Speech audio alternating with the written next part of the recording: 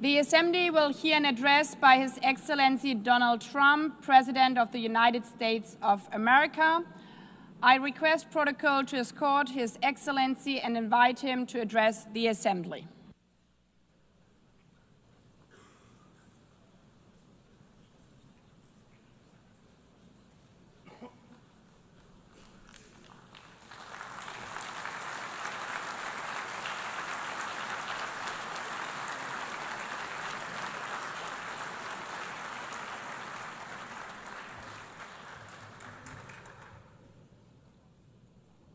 Thank you very much.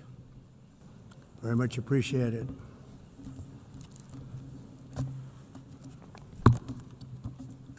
And I don't mind making this speech without a teleprompter, because the teleprompter is not working. I feel very happy to be up here with you nevertheless, and that way you speak more from the heart. I can only say that whoever's operating this teleprompter is in big trouble.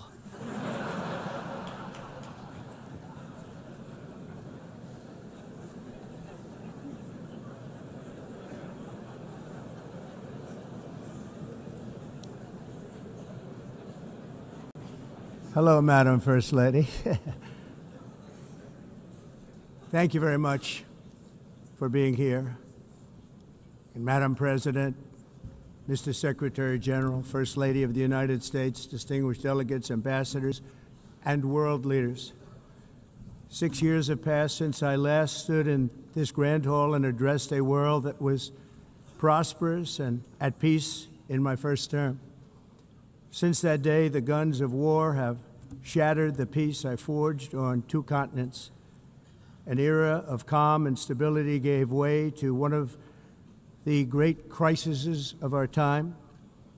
And here in the United States, 4 years of weakness, lawlessness, and radicalism under the last administration delivered our nation into a repeated set of disasters. 1 year ago, our country was in deep trouble, but today, just 8 months into my administration, we are the hottest country anywhere in the world, and there is no other country even close. America is blessed with the strongest economy, the strongest borders, the strongest military, the strongest friendships, and the strongest spirit of any nation on the face of the earth. This is indeed the golden age of America. We are rapidly reversing the economic calamity we inherited from the previous administration, including ruinous price increases and record-setting inflation like we've never had before.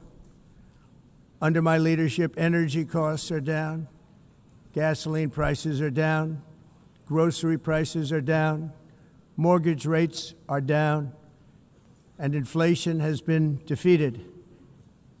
The only thing that's up is the stock market, which just hit a record high. In fact, it hit a record high 48 times in the last short period of time. Growth is surging, manufacturing is booming. The stock market, as I said, is doing better than it's ever done. And all of you in this room benefit by that, almost everybody. And importantly, workers' wages are rising at the fastest pace in more than 60 years. And that's what it's all about, isn't it? In 4 years of President Biden, we had less than $1 trillion of new investment into the United States. In just 8 months since I took office, we have secured commitments and money already paid for $17 trillion. Think of it, 4 years, less than $1 trillion, 8 months, much more than $17 trillion is being invested in the United States. And it's now pouring in from all parts of the world. We've implemented the largest tax cuts in American history and the largest regulation cuts in American history, making this once and again the best country on earth to do business. And many of the people in this room are investing in America, and it's turned out to be an awfully good investment during this 8-month period. In my first term, I built the greatest economy in the history of the world. We had the best economy ever, history of the world. And I'm doing the same thing again, but this time it's actually much bigger and even better. The numbers far surpass my record-setting first term. On our southern border, we have successfully repelled a colossal invasion. And for the last 4 months, and that's 4 months in a row, the number of illegal aliens admitted and entering our country has been 0. Hard to believe, because if you look back just a year ago, it was millions and millions of people pouring in from all over the world, from prisons, from mental institutions, drug dealers. All over the world they came. They just poured into our country with the ridiculous open border policy of the Biden administration. Our message is very simple. If you come illegally into the United States, you're going to jail, or you're going back to where you came from, or perhaps even further than that. You know what that means. I want to thank the country of El Salvador for the successful and professional job they've done in receiving and jailing so many criminals that entered our country. And it was under the previous administration that the number became record-setting, and they're all being taken out. We have no choice. And other countries have no choice, because other countries are in the exact same situation with immigration.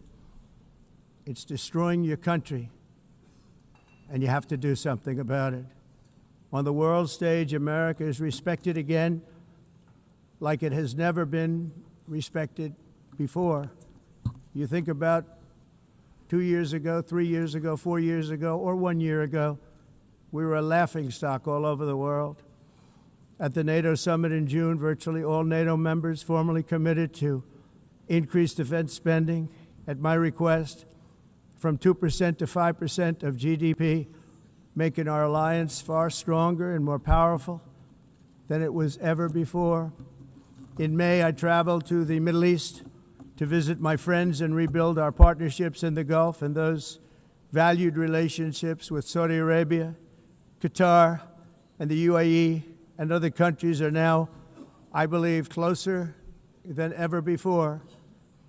My administration has negotiated one historic trade deal after another, including with the United Kingdom, the European Union, Japan, South Korea, Vietnam, Indonesia, the Philippines, Malaysia, and many, many others. Likewise, in a period of just 7 months, I have ended 7 unendable wars. They said they were unendable. You're never going to get them solved. Some were going for 31 years, 2 of them, 31, think of it, 31 years. One was 36 years. One was 28 years. I ended 7 wars. And in all cases, they were raging with countless thousands of people being killed. This includes Cambodia and Thailand, Kosovo and Serbia, the Congo and Rwanda, a vicious, violent war that was, Pakistan and India, Israel and Iran, Egypt and Ethiopia, and Armenia and Azerbaijan. It included all of them. No president or prime minister, and for that matter, no other country has ever done anything close to that. And I did it in just 7 months. It's never happened before. There's never been anything like that. I'm very honored to have done it. It's too bad that I had to do these things instead of the United Nations doing them. And sadly, in all cases, the United Nations did not even try to help in any of them. I ended 7 wars, dealt with the leaders of each and every one of these countries, and never even received a phone call from the United Nations offering to help in finalizing the deal. All I got from the United Nations was an escalator that on the way up stopped right in the middle. If the First Lady wasn't in great shape, she would have fallen, but she's in great shape. We're both in good shape. We both stood. And then a teleprompter that didn't work. These are the two things I got from the United Nations, a bad escalator and a bad teleprompter. Thank you very much. And by the way, it's working now. It just went on. Thank you. I think I should just do it the other way. It's easier. Thank you very much. I didn't think of it at the time because I was too busy working to save millions of lives. That is the saving and stopping of these wars. But later I realized that the United Nations wasn't there for us. They weren't there. I thought of it really after the fact, not during these negotiations, which were not easy. That being the case, what is the purpose of the United Nations? The UN has such tremendous potential. I've always said it. It has such tremendous, tremendous potential, but it's not even coming close to living up to that potential. For the most part, at least for now, all they seem to do is write a really strongly worded letter and then never follow that letter up. It's empty words, and empty words don't solve war. The only thing that solves war and wars is action. Now, after ending all of these wars and also earlier negotiating the Abraham Accords, which is a very big thing for which our country received no credit, never receives credit. Everyone says that I should get the Nobel Peace Prize for each one of these achievements. But for me, the real prize will be the sons and daughters who live to grow up with their mothers and fathers, because millions of people are no longer being killed in endless and unglorious wars.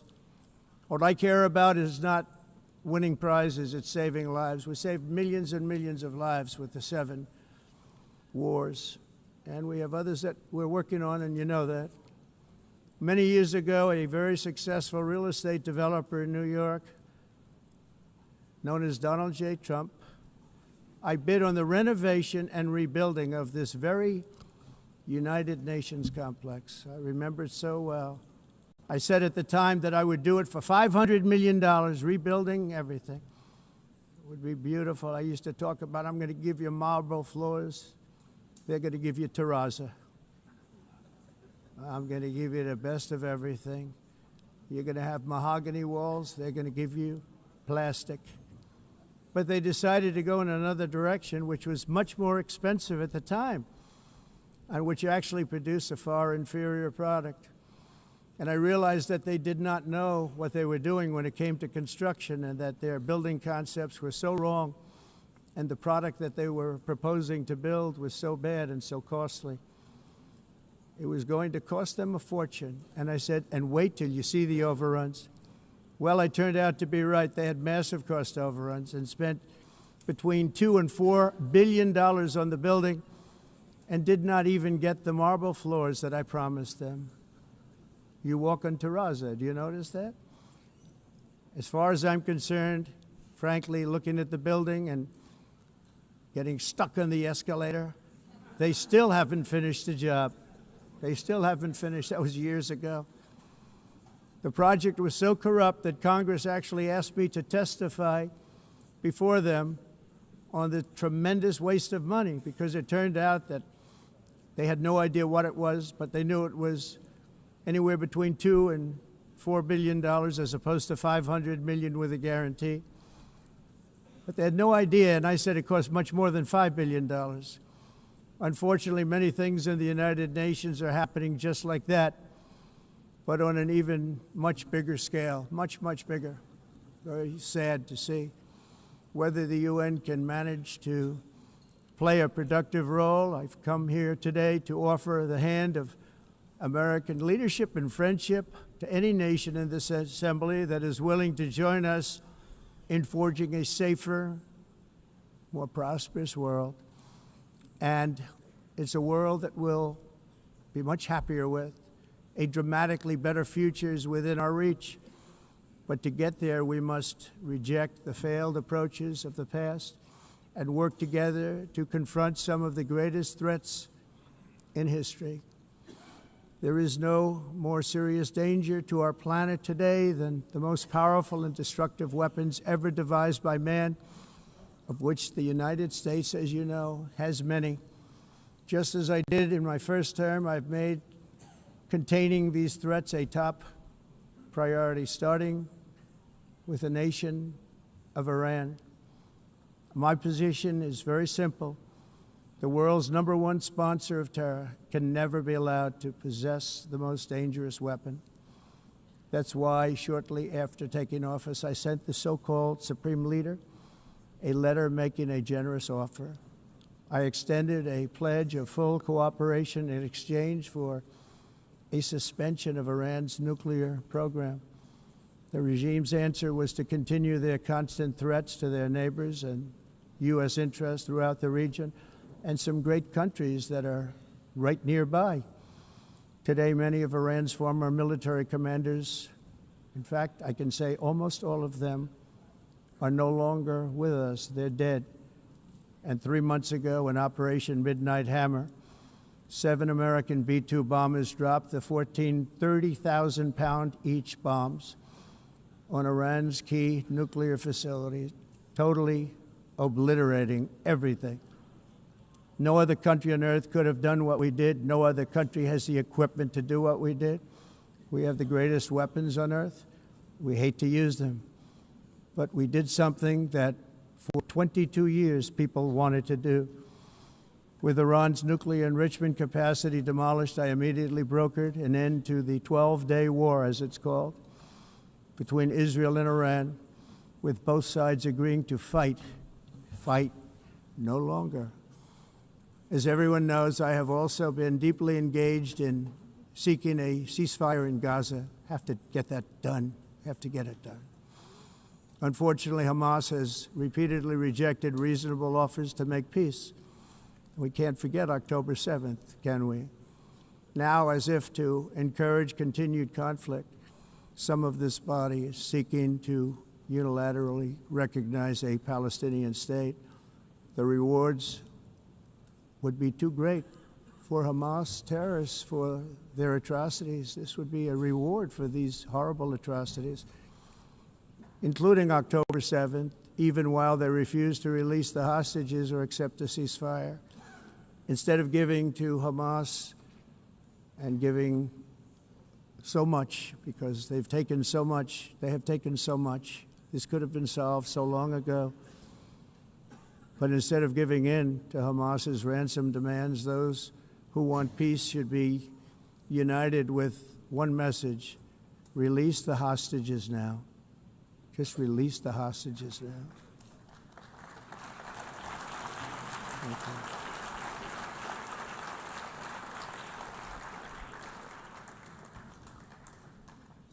Thank you. As we have got to come together, and we will come together, got to get it done. We have to stop the war in Gaza immediately. We have to stop it. We have to get it done. We have to negotiate, immediately have to negotiate peace. We got to get the hostages back. We want all 20 back. We don't want 2 and 4. As you know, I got, along with Steve Witkoff and others that helped us, Marco Rubio, we got most of them back. We were involved in all of them. But I always said the last 20 are going to be the hardest, and that's exactly what happened. We have to get them back now. We don't want to get back 2, and then another 2, and then 1, and then 3, have this process. No, we want them all back, and we want the actually 38 dead bodies back, too. Those parents came to me, and they want them back, and they want them back very quickly and very badly, as though they were alive. They want them. They want them every bit as much as if their son or daughter were alive. I've also been working relentlessly, stopping the killing in Ukraine. I thought that would be, of the 7 wars that I stopped, I thought that would be the easiest because of my relationship with President Putin, which had always been a good one. I thought that was going to be the easiest one. But, you know, in war, you never know what's going to happen. There are always lots of surprises, both good and bad. Everyone thought Russia would win this war in 3 days, but it didn't work out that way. It was supposed to be just a quick little skirmish. It's not making Russia look good. It's making them look bad. No matter what happens from here on out, this was something that should have taken a matter of days, certainly less than a week. And they've been fighting for 3.5 years and killing anywhere from 5,000 to 7,000 young soldiers, mostly soldiers, on both sides every single week, from 5,000 to 7,000 dead young people, and some in cities, much smaller numbers, where rockets are shot, where drones are dropped. This war would never have started if I were president. This was a war that should have never happened. It shows you what leadership is, what bad leadership can do to a country. Look what happened to the United States, and look where we are right now in just a short period of time. The only question now is how many more lives will be needlessly lost on both sides. China and India are the primary funders of the ongoing war by continuing to purchase Russian oil. But inexcusably, even NATO countries have not cut off much Russian energy and Russian energy products, which, as you know, I found out about 2 weeks ago, and I wasn't happy. Think of it. They're funding the war against themselves. Who the hell ever heard of that one?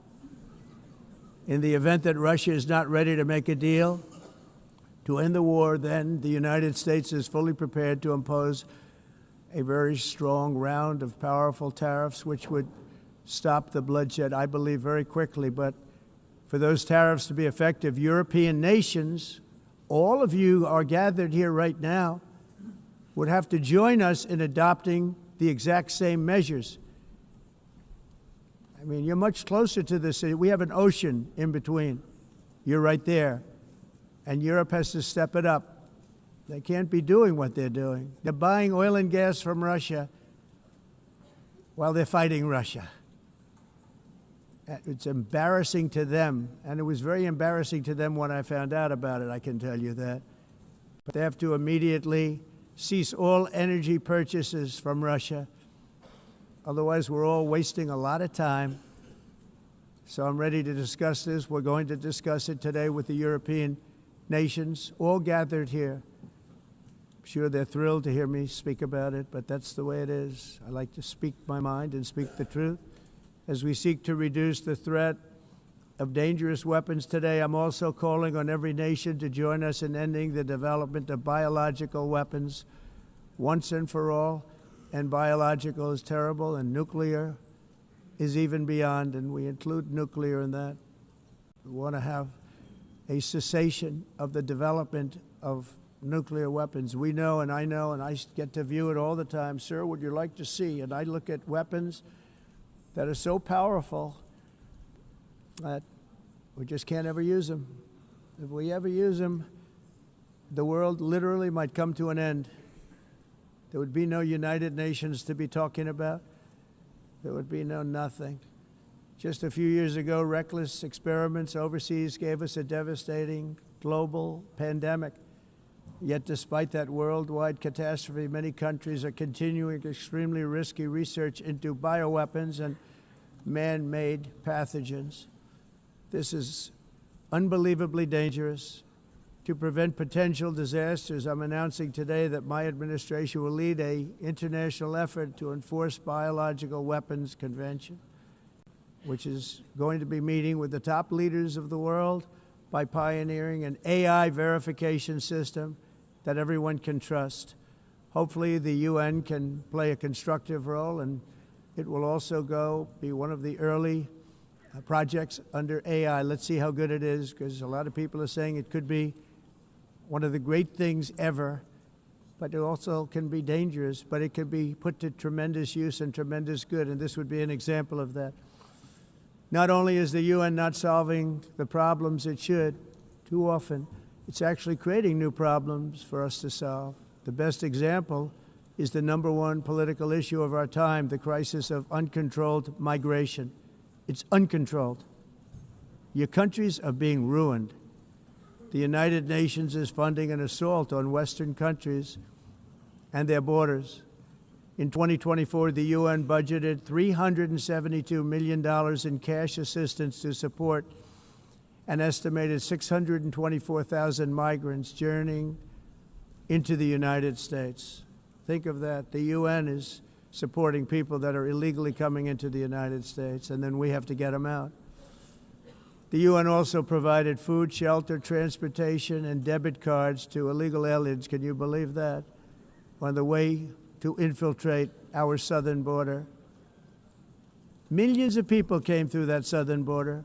Just a year ago, millions and millions of people were pouring in, 25 million altogether over the 4 years of the incompetent Biden administration. And now we have it stopped, totally stopped. In fact, they're not even coming anymore because they know they can't get through. But what took place is totally unacceptable. The UN is supposed to stop invasions, not create them and not finance them. In the United States, we reject the idea that mass numbers of people from foreign lands can be permitted to travel halfway around the world, trample our borders, violate our sovereignty, cause unmitigated crime, and deplete our social safety net. We have reasserted that America belongs to the American people, and I encourage all countries to take their own stand in defense of their citizens as well. You have to do that because I see it. I'm not mentioning names. I see it, and I could call every single one of them out. You're destroying your countries. They're being destroyed. Europe is in serious trouble. They've been invaded by a force of illegal aliens like nobody's ever seen before. Illegal aliens are pouring into Europe. Nobody is ever, and nobody's doing anything to change it, to get them out. It's not sustainable. And because they choose to be politically correct, they're doing just absolutely nothing about it. And I have to say, I look at London where you have a terrible mayor, terrible, terrible mayor. And it's been so changed, so changed. Now they want to go to Sharia law. But you're in a different country. You can't do that. Both the immigration and their suicidal energy ideas will be the death of Western Europe if something is not done immediately. This cannot be sustained. What makes the world so beautiful is that each country is unique. But to stay this way, every sovereign nation must have the right to control their own borders. You have the right to control your borders, as we do now, and to limit the sheer numbers of migrants entering their countries and paid for by the people of that nation that were there and that built that particular nation at the time. They put their blood, sweat, tears, money into that country, and now they're being ruined. Proud nations must be allowed to protect their communities and prevent their societies from being overwhelmed by people they have never seen before, with different customs, religions, with different everything. Where migrants have violated laws, lodged false asylum claims, or claimed refugee status for illegitimate reasons, they should, in many cases, be immediately sent home.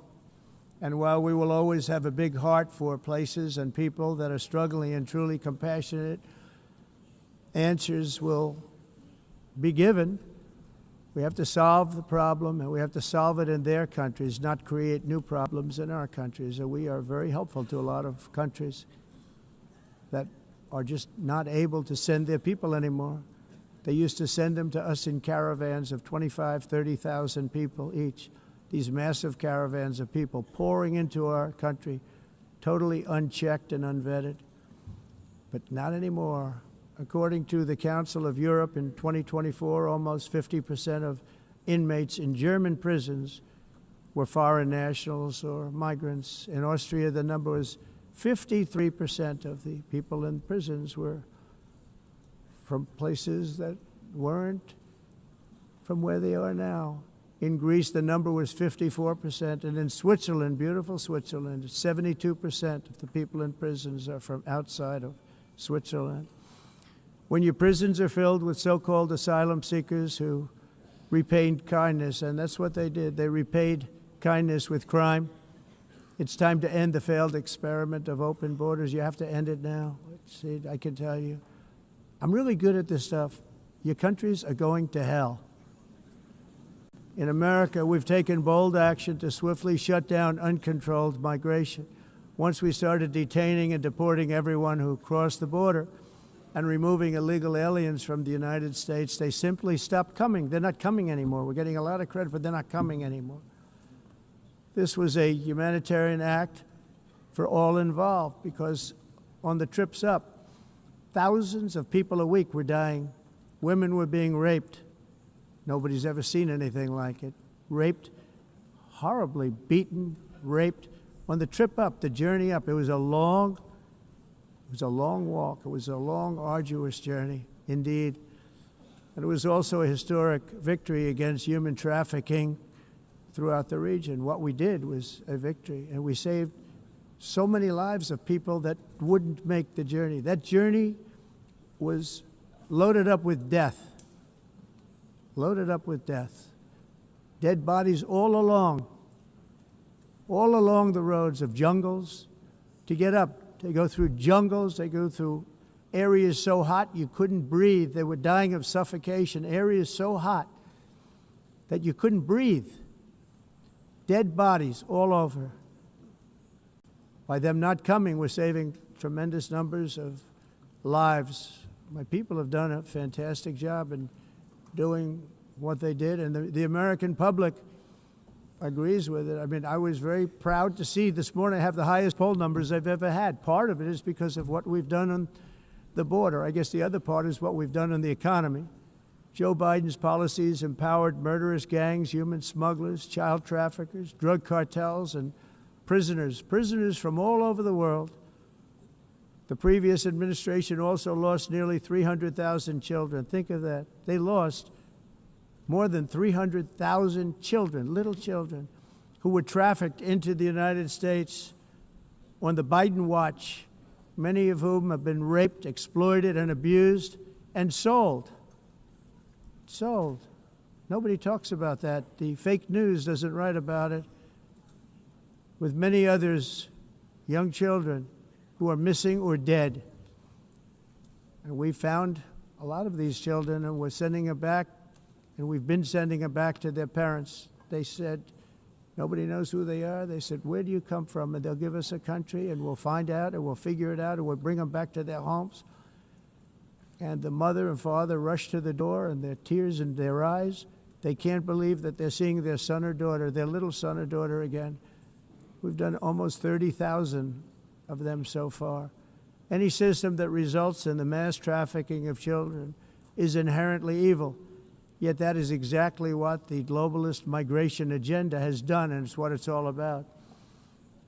In America, those days, as you know, are over. The Trump administration is working, and we are continuing to work to track down the villains that are causing this problem, and also, as I said, to get back the 30,000 we've already returned. Now I think we're going to have another. We're going to find a lot. You're not going to find all of them. 300, more than 300,000. They're lost or they're dead. They're lost or they're dead because of the animals that did this. To protect our citizens, I've also designated multiple savage drug cartels as far as and you see this, and you see it happening right before your eyes. Let's put it this way. People don't like taking big loads of drugs in boats anymore. There aren't too many boats that are traveling on the seas by Venezuela. They tend not to want to travel very quickly anymore. And we've virtually stopped drugs coming into our country by sea. We call them the water drugs. They kill hundreds of thousands of people. I've also designated multiple savage drug cartels as far as foreign terrorist organizations, along with two bloodthirsty transnational gangs, probably the worst gangs anywhere in the world, MS-13 and Tren de Aragua. Tren de Aragua is from Venezuela, by the way. Such organizations torture, maim, mutilate, and murder with impunity.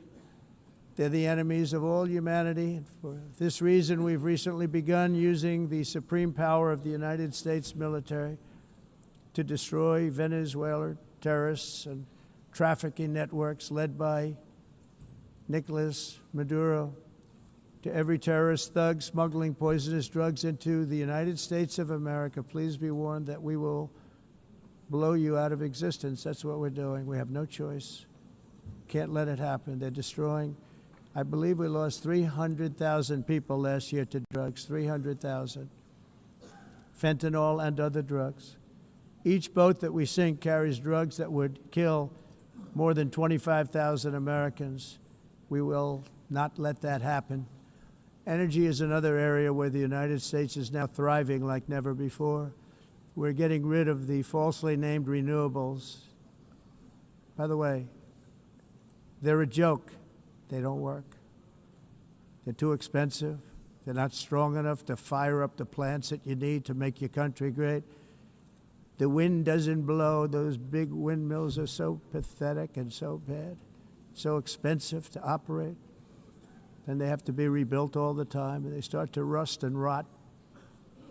Most expensive energy ever conceived, and it's actually energy. You're supposed to make money with energy, not lose money. You lose money, the governments have to subsidize. You can't put them out without massive subsidies. And most of them are built in China, and I give China a lot of credit. They build them, but they have very few wind farms. So why is it that they build them and they send them all over the world, but they barely use them? You know what they use? Coal. They use gas. They use almost anything, but they don't like wind. But they sure as hell like selling the windmills. Europe, on the other hand, has a long way to go, with many countries being on the brink of destruction because of the green energy agenda. And I give a lot of credit to Germany. Germany was being led down a very sick path, both on immigration, by the way, and on energy. They were going green, and they were going bankrupt. And the new leadership came in, and they went back to where they were, with fossil fuel and with nuclear, which is good. It's now safe, and you can do it properly. But they went back to where they were, and they opened up a lot of different plants, energy-producing plants, and they're doing well. I give Germany a lot of credit for that. They've said this is a disaster, what's happening. They were going all green. All green is all bankrupt. That's what it represents. And it's not politically correct. I'll be very badly criticized for saying it, but I'm here to tell the truth. I don't care. It doesn't matter to me. I'm in New York City. I'm feeling a lot safer. Crime, we're getting crime down. And by the way, speaking of crime, Washington, D.C. Washington, D.C. was the crime capital of America. Now it's after 12 days, it's a totally safe city. Everyone's going out to dinner. They're going out to restaurants. Your wife can walk down the middle of the street with or without you. Nothing's going to happen. My people have done a fantastic job. And yes, I called in the National Guard, and the National Guard took care of business, and they weren't politically correct, but they took care of business. We got 1,700 career criminals out, brought them back to where they came from, the countries where they came from, or put them in jails. Washington, D.C. is now a totally safe city again, and I welcome you to come. In fact, we'll have dinner together at a local restaurant, and we'll be able to walk. We don't have to go by an armor-plated vehicle. We'll walk right over there from the White House. They've given up their powerful edge, a lot of the countries that we're talking about, in oil and gas, such as essentially closing the great North Sea oil. Oh, the North Sea, I know it so well. Aberdeen was the oil capital of Europe, and there's tremendous oil that hasn't been found in the North Sea. Tremendous oil. And I was with the Prime Minister I respect and like a lot, and I said, you're sitting with the greatest asset. They essentially closed it by making it so highly taxed that no developer, no oil company can go there. They have tremendous oil left, and more importantly, they have tremendous oil that hasn't even been found yet. And what a tremendous asset for the United Kingdom. And I hope the Prime Minister is listening, because I told it to him 3 days in a row. That's all he heard. North Sea oil, North Sea, because I want to see them do well. I want to stop seeing them ruining that beautiful Scottish and English countryside with windmills and massive solar panels that go 7 miles by 7 miles, taking away farmland. But we're not letting this happen in America. In 1982, the executive director of the United Nations Environmental Program predicted that by the year 2000, climate change would cause a global catastrophe. He said that it will be irreversible, as any nuclear holocaust would be. This is what they said at the United Nations. What happened? Here we are. Another UN official stated in 1989 that within a decade, entire nations could be wiped off the map by global warming. Not happening. You know, it used to be global cooling. If you look back years ago in the 1920s and the 1930s, they said, global cooling will kill the world. We have to do something. Then they said global warming will kill the world. But then it started getting cooler. So now they could just call it climate change because that way they can't miss. It's climate change. Because if it goes higher or lower, whatever the hell happens, there's climate change. It's the greatest con job ever perpetrated on the world, in my opinion. Climate change, no matter what happens, you're involved in that.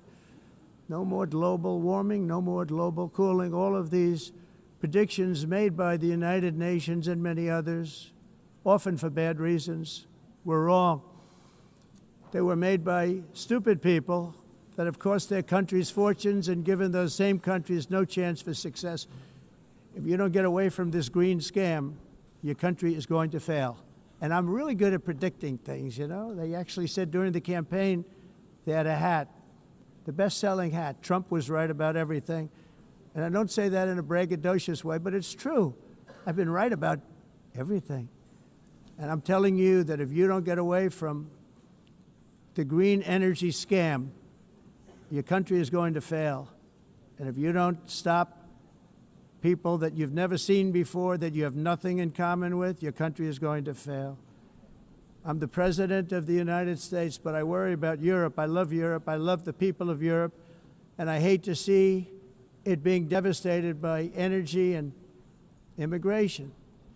This double-tailed monster destroys everything in its wake, and they cannot let that happen any longer. You're doing it because you want to be nice. You want to be politically correct, and you're destroying your heritage. They must take control strongly and immediately of the unmitigated immigration disaster and the fake energy catastrophe before it's too late. The carbon footprint is a hoax made up by people with evil intentions, and they're heading down a path of total destruction. You know, the carbon footprint was a big, big thing a few years ago. I remember hearing about the carbon footprint, and then President Obama would get into Air Force One, a massive Boeing 747, and not a new one, an old one with old engines that spew everything into the atmosphere. He'd talk about the carbon footprint, we must do so. Then he'd get in and he'd fly from Washington to Hawaii to play a round of golf. And then he'd get back onto that big, beautiful plane and he'd fly back and he'd talk about, again, global warming and the carbon footprint. It's a con job. At extreme cost and expense, Europe reduced its own carbon footprint by 37%. Think of that. Congratulations, Europe. Great job. You cost yourself a lot of jobs, a lot of factories closed, but you reduced the carbon footprint by 37%. However, for all of that sacrifice and much more, it's been totally wiped out and then some by a global increase of 54%. Much of it coming from China and other countries that are thriving around China, which now produces more CO2 than all the other developed nations in the world. So all of these countries are working so hard on the carbon footprint, which is nonsense, by the way. It's nonsense. You know, it's interesting. In the United States, we have still radicalized environmentalists, and they want the factories to stop. Everything should stop. No more cows. We don't want cows anymore. I guess they want to kill all the cows. They want to do things that are just unbelievable, and you have it too. But you know, we have a border, strong, and we have a shape, and that shape doesn't just go straight up. That shape is amorphous when it comes to the atmosphere. And if we had the most clean air, and I think we do, we have very clean air. We have the cleanest air we've had in many, many years. But the problem is that other countries, like China, which has air that's a little bit rough, it blows And no matter what you're doing down here, the air up here tends to get very dirty because it comes in from other countries where their air isn't so clean. And the environmentalists refuse to acknowledge that. Same thing with garbage. In Asia, they dump much of their garbage right into the ocean. And over about a 1 week and 2 week journey, it flows right past Los Angeles. You've seen it. Massive amounts of garbage, almost too much to do anything about, flowing past Los Angeles, past San Francisco, and then somebody will get in trouble because he dropped a cigarette on the beach. The whole thing is crazy. The primary effect of these brutal green energy policies has not been to help the environment, but to redistribute manufacturing and industrial activity from developed countries that follow the insane rules that are put down to polluting countries that break the rules and are making a fortune. They're making a fortune. European electricity bills are now 4 to 5 times more expensive than those in China and 2 to 3 times higher than the United States. And our bills are coming way down. You probably see that our gasoline prices are way down. You know, we have an expression, drill, baby, drill, and that's what we're doing. We're going to be much lower in a year from now. But they've come way down over the last year. As a result, every air conditioner is like very uncommon to see one in some of these countries because the electric costs are so high. So while the U.S. has approximately 1,300 heat-related deaths annually, that's a lot, Europe loses more than 175,000 people to heat deaths each year because the costs are so expensive you can't turn on an air conditioner. What is that all about? That's not Europe. That's not the Europe that I love and know. All in the name of pretending to stop the global warming hoax. The entire globalist concept of asking successful industrialized nations to inflict pain on themselves and radically disrupt their entire societies must be rejected completely and totally, and it must be immediate. That's why in America I withdrew from the fake Paris Climate Accord, where, by the way, America was paying so much more than every country. Others weren't paying. China didn't have to pay until 2030. Russia was given an old standard that was easy to meet, a 1990 standard. But for the United States, we're supposed to pay like $1 trillion. And I said, this is another scam. The fact is, the United States has been taken advantage of by the world for many, many years, but not any longer, as you probably noticed.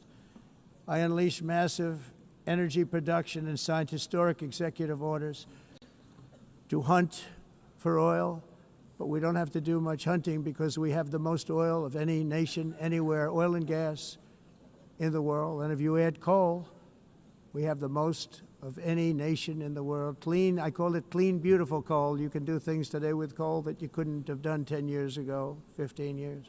So I have a little standing order in the White House. Never use the word coal, only use the words clean, beautiful coal. Sounds much better, doesn't it? But we stand ready to provide any country with abundant, affordable energy supplies if you need them, when most of you do.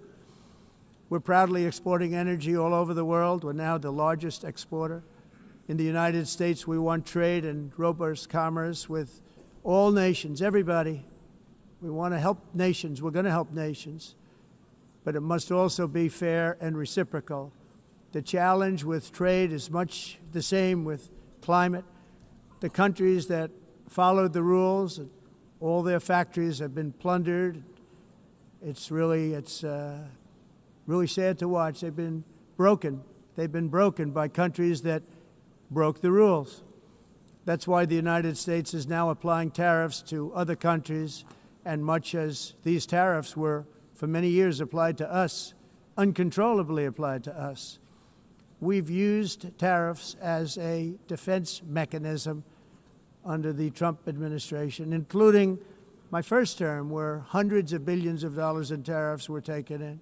And by the way, we had the lowest inflation, and now we have very low inflation.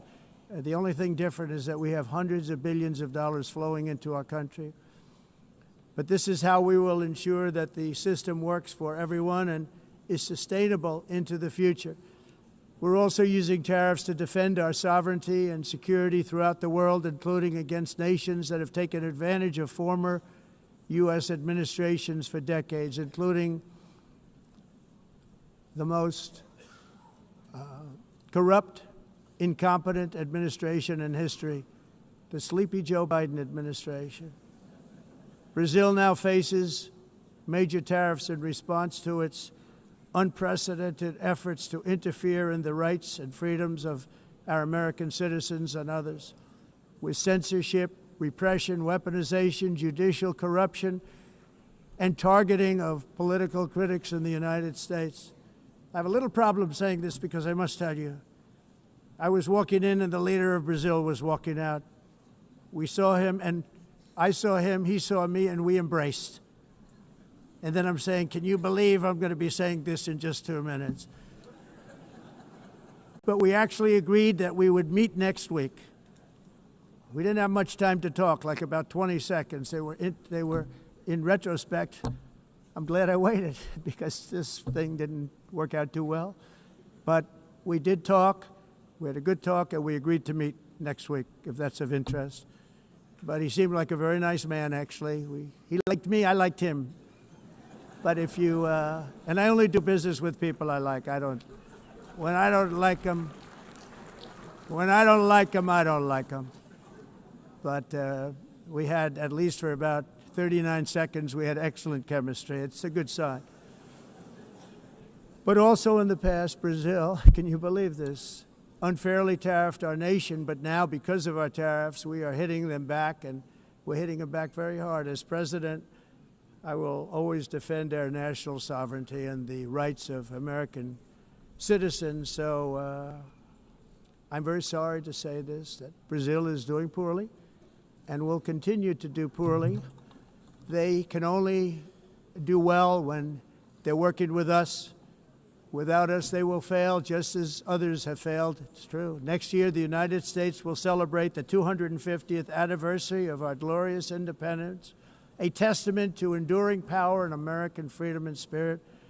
We will also be proudly hosting the 2026 FIFA World Cup, and shortly thereafter, the 2028 Olympics, which is going to be very exciting. I hope you all come.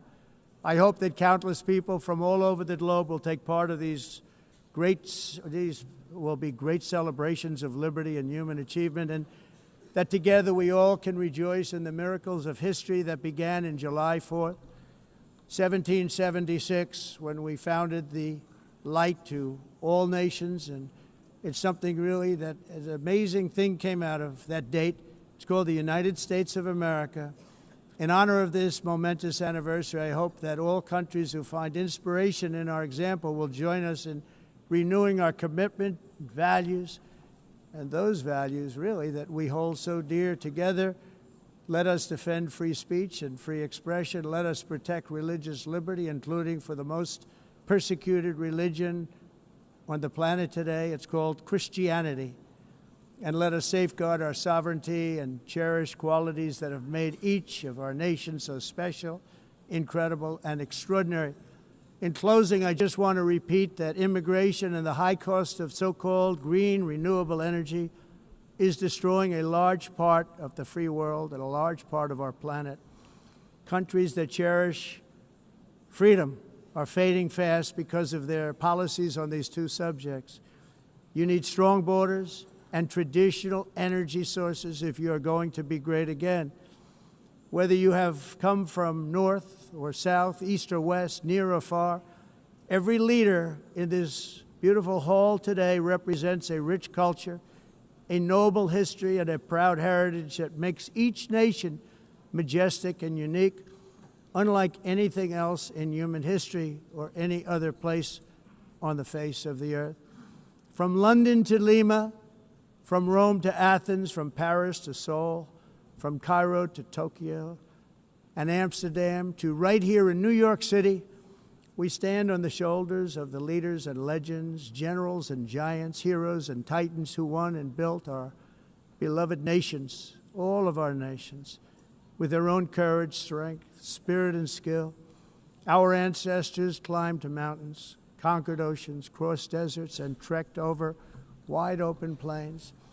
They charged into thunderous battles, plunged into grave dangers, and they were soldiers and farmers and workers and warriors and explorers and patriots. They built towns into cities, tribes into kingdoms, ideas into industries, and small islands into mighty empires. You're a part of all of that. They were champions for their people who never gave up and who never, ever gave in. Their values defined our national identities. Their visions forged our magnificent destiny. Everybody in this room is a part of it in your own way. Each of us inherits the deeds and the myths, the triumphs, the legacies of our own heroes and founders who so bravely showed us the way. Our ancestors gave everything for homelands that they defended with pride, with sweat, with blood, with life, and with death. Now the righteous task of protecting the nations that they built belongs to each and every one of us. So together let us uphold our sacred duty to our people and to our citizens. Let us protect their borders, ensure their safety, preserve their cultures, treasure, and traditions, and fight, fight, fight for their precious dreams and their cherished freedoms. And in friendship and really a beautiful vision, let us all work together to build a bright, beautiful planet, a planet that we all share, a planet of peace and a world that is richer, better, and more beautiful than ever before. That can happen. It will happen. It will happen, and I hope it can happen and start right now, right at this moment. We'll turn it around. We're going to make our countries better, safer, more beautiful. We're going to take care of our people. Thank you very much. It's been an honor. God bless the nations of the world. Thank you very much. Bye.